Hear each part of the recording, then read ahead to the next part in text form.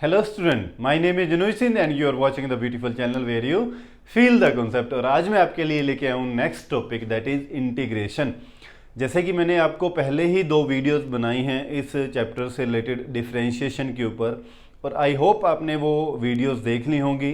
और उन वीडियोस के लास्ट में मैंने कुछ क्वेश्चन दिए थे, आप आई थिंक आपने वो आई होप कि आपने वो क्वेश्चन कर लिए होंगे। थिंक तो मैं करता ही हूँ आपके लिए हमेशा।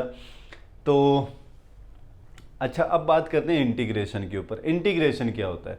तो इंटीग्रेशन के बारे में मैंने पहले भी आपको प्रीवियस अपनी वीडियोस के अंदर बताया था कि इंटीग्रेशन और डिफरेंशिएशन ये एक दूसरे के बिल्कुल अपोजिट होते हैं। ठीक है, डिफरेंशिएशन और integration is a reverse process of each other. ठीक है, तो इंटीग्रेशन की अगर सपोज आपको लिखना भी पड़े तो आप लिख सकते हो it is a reverse process of differentiation. Reverse process of differentiation, ये अपने आप आपको पता चल जाएगा। जब आप करोगे आगे तो आपको पता चलेगा कि जो चीज़ हमने डिफरेंशिएशन में करी थी उसका बिल्कुल अपोजिट हम यहाँ पर इंटीग्रेशन में कर रहे हैं। ठीक है, प्रैक्टिस जब आप करोगे तो सारी चीज़ें क्लियर हो जाएंगी आपको। ठीक है, तो अब समझते हैं इंटीग्रेशन के ऊपर बात करते हैं अपन। ठीक है, तो बेसिकली इंटीग्रेशन 2 टाइप का यहाँ पर अपन बात करते हैं। ठीक है, एक होता है डेफिनाइट इंटीग्रल, डेफिनेट इंटीग्रल। ठीक है, और एक होता है इनडेफिनेट इंटीग्रल, इनडेफिनेट इंटीग्रल।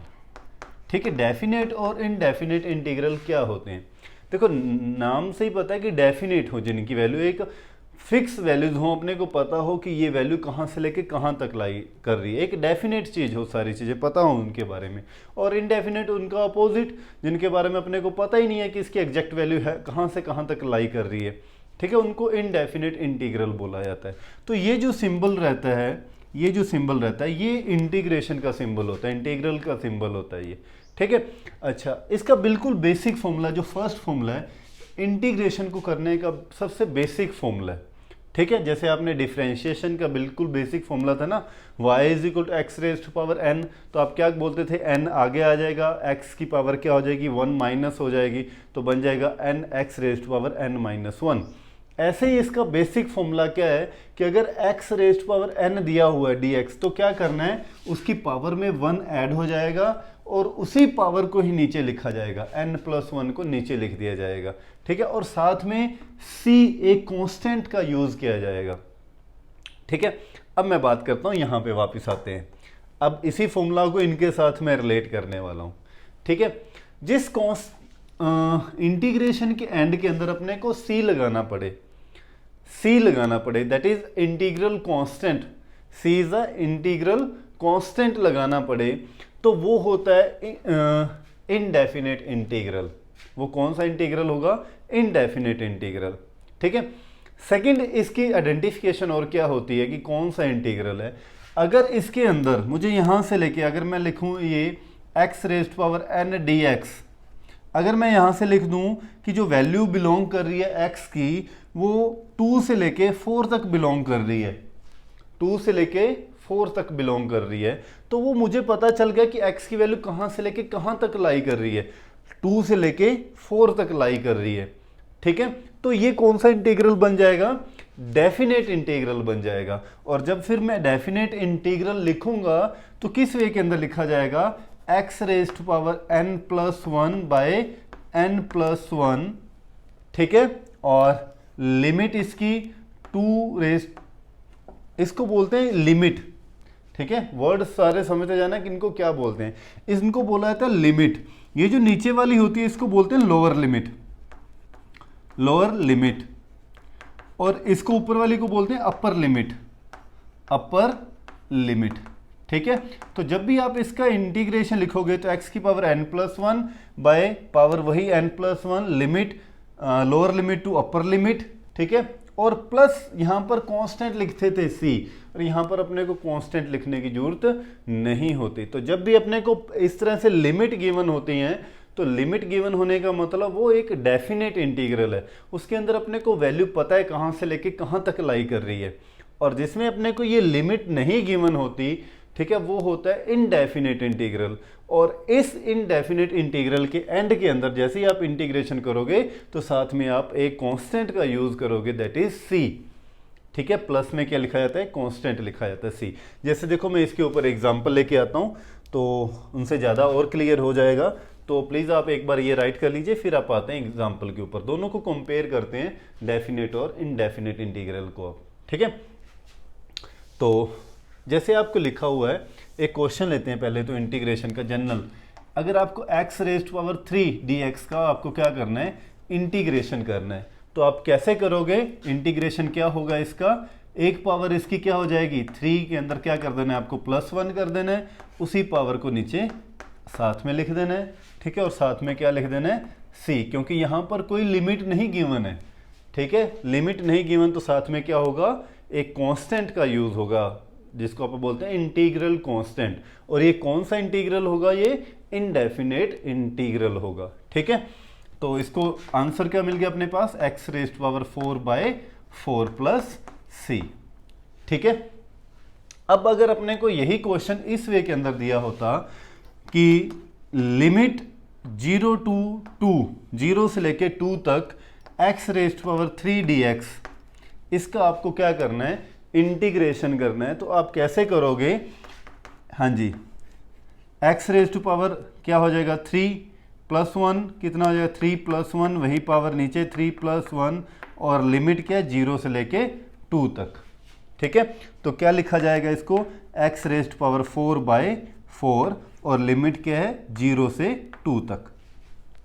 ठीक है, हाँ जी, इसको फिर आगे कैसे लिखते हैं, ये रेज कर रहा हूँ बेटे, लिख लेना आप साथ साथ, क्योंकि मेरे पास थोड़ी स्पेस की कमी है, तो साथ साथ लिखते जाना। ठीक है, अगर आगे हो जाता हूँ तो स्क्रीनशॉट ले लिया करो आप।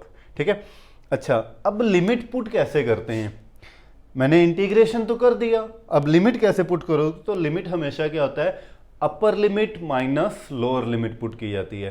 फिर से रिपीट कर रहा हूँ, लिमिट कैसे पुट करते हैं, upper limit minus lower limit put करते हैं। तो सबसे पहले x की जगह पे अपर लिमिट पुट करनी है, माइनस फिर x की जगह पे लोअर लिमिट पुट करनी है। देखो कैसे, तो सबसे पहले क्या करना है, x की जगह पे अपर लिमिट पुट करनी है। अपर लिमिट क्या है 2, तो क्या होगा 2 raised to power 4/4, upper limit put कर दी, माइनस अब x की जगह पे क्या करनी है, लोअर लिमिट पुट करनी है, 0 रेज़्ड टू पावर 4/4। तो इस वे के अंदर लिमिट पुट करनी है, upper limit minus lower limit x की जगह पे। ठीक है, हाँ जी, तो क्या होगा इसका, 2 रेज़्ड टू पावर 4 कितना होता है 16। ठीक है, 16/4 माइनस ये तो क्या हो जाएगा 0 हो जाएगा, तो अपने पास आंसर क्या आ गया, ये 4। तो आंसर क्या आ जाएगा अपने पास, 4 इज द आंसर। ठीक है, अच्छा, अब ये सी वाली कहानी समझाता हूं आपको, सी क्यों यूज करते हैं यहां पर कांस्टेंट। ठीक है, तो ये एक बार राइट कर लीजिए, फिर सी के बारे में अपन डिटेल के अंदर आते हैं। ठीक है, हाँ जी, तो देखो मैंने अभी आपको बताया कि डिफरेंशिएशन का इंटीग्रेशन क्या होता है, बिल्कुल रिवर्स होता है। जैसे अगर आपको डिफरेंशिएशन करना होता d/dx ऑफ x³ का आप डिफरेंशिएशन करते हैं तो कितना आता 3x²।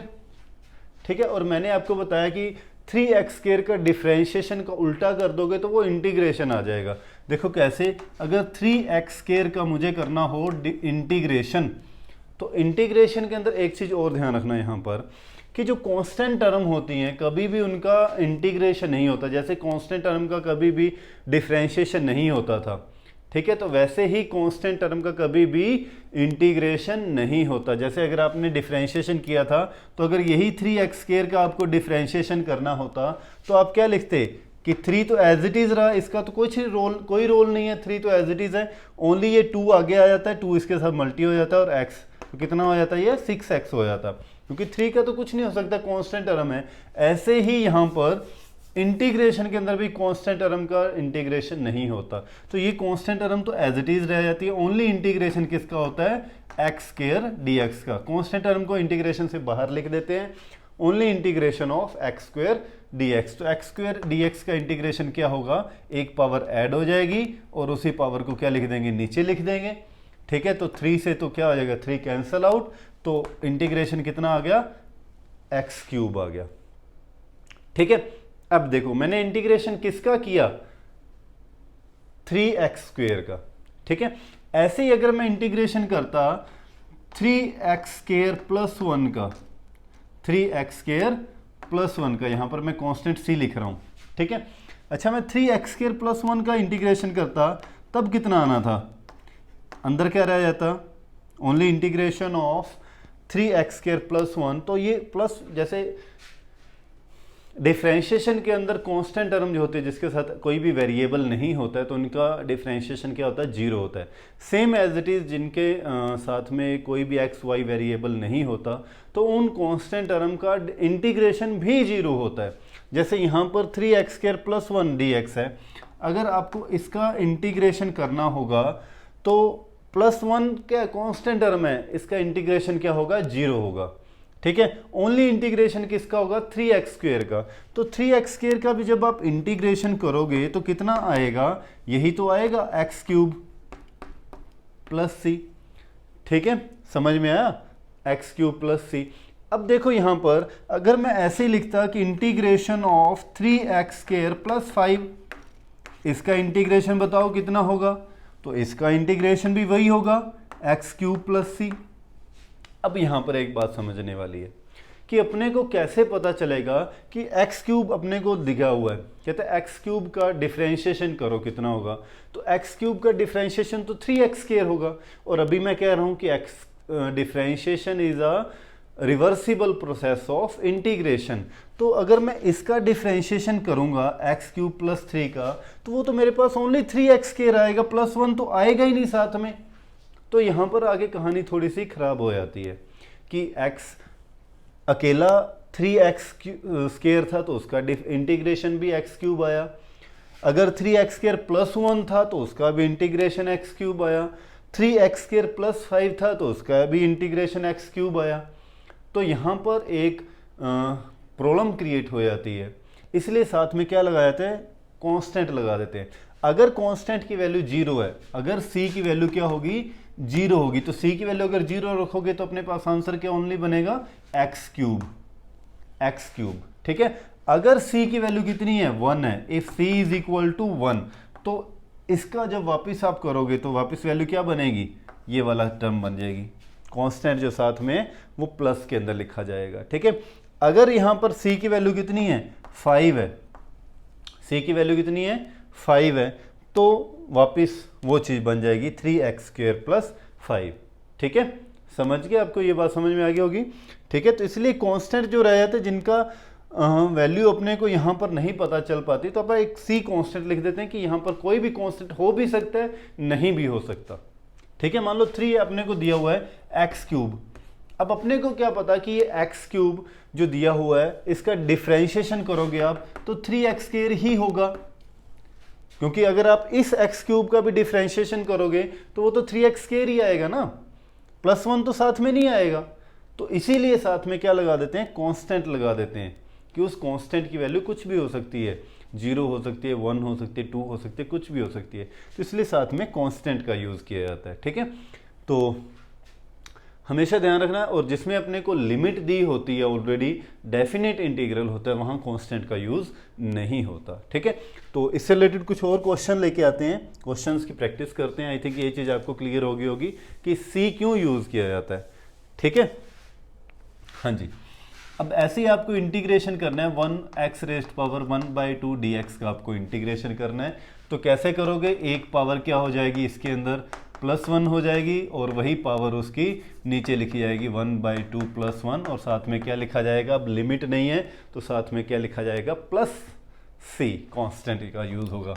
ठीक है, तो ये इसकी वैल्यू कितनी हो जाएगी, 3/2, और प्लस में और नीचे में क्या आ जाएगा, ये 3/2 + c, ये 2 ऊपर चला जाएगा, तो 2x⁻3/2/3 + c is your answer. ठीक है, ऐसे ही और क्वेश्चन लेके आते हैं।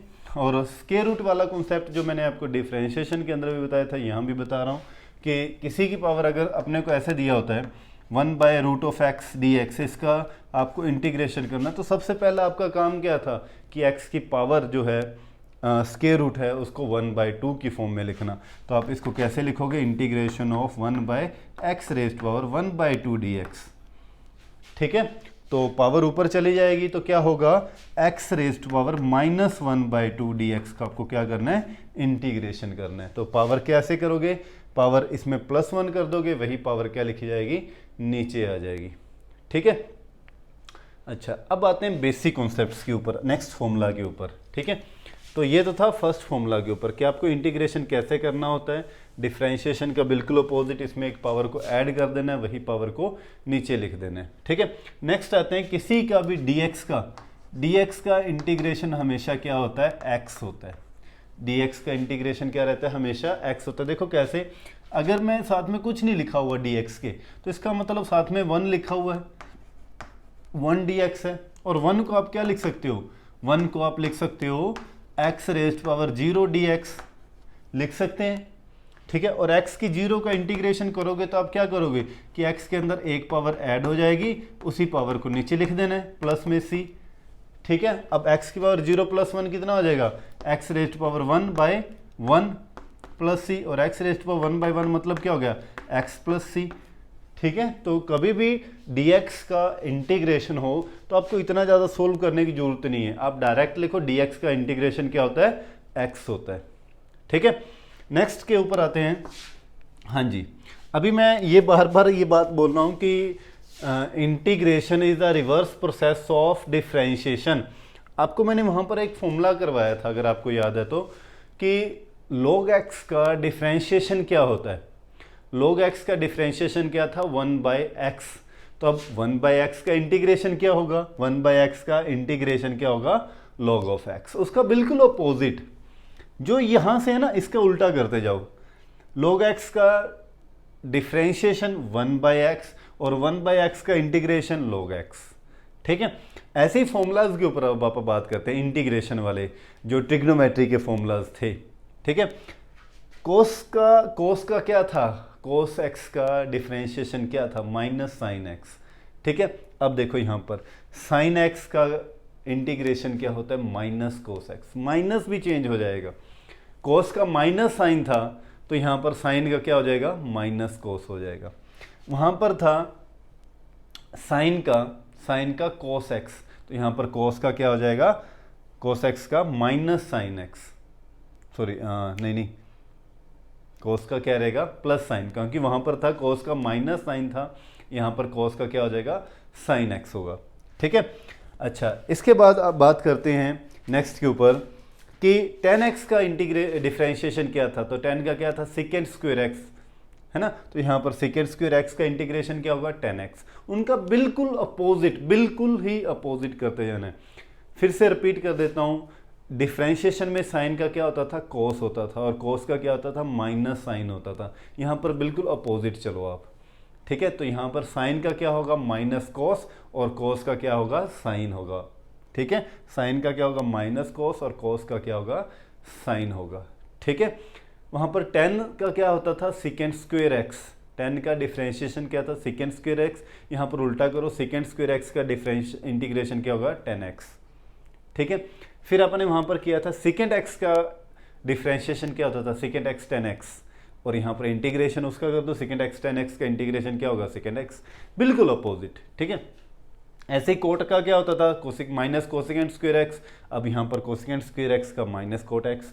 Similarly cosecant x cot x का क्या होगा, माइनस कोसिकेंट एक्स। ठीक है, ये आपको सारे डिफरेंशिएशन वाले याद कर लो बस एक, और उनका बिल्कुल अपोजिट करते जाओ, वो इंटीग्रेशन के बन जाते हैं। ठीक है, वैसे ही एक ये क्वेश्चन भी वहाँ पर किया था, e की x का डिफरेंशिएशन क्या होता है। तो e की x का डिफरेंशिएशन e की x ही होता था डिफरेंशिएशन के अंदर भी, और इंटीग्रेशन के अंदर भी e की x का इंटीग्रेशन e की x ही होता है। ठीक है, तो इस बात को याद रखना। तो नेक्स्ट वीडियो के अंदर लेके आएंगे अलजेब्रा इन इंटीग्रेशन। तो आई होप कि आपको ये समझ में आ गया होगा कि इंटीग्रेशन कैसे निकालते हैं। तो फिर भी अगर कोई प्रॉब्लम रह जाती तो आप प्लीज़ मुझे कमेंट कीजिए। डिस्क्रिप्शन के अंदर मेरा नंबर दिया हुआ है, आप मुझे कॉल कर सकते हो, मैसेज कर सकते हो, as you feel comfortable. Thank you so much.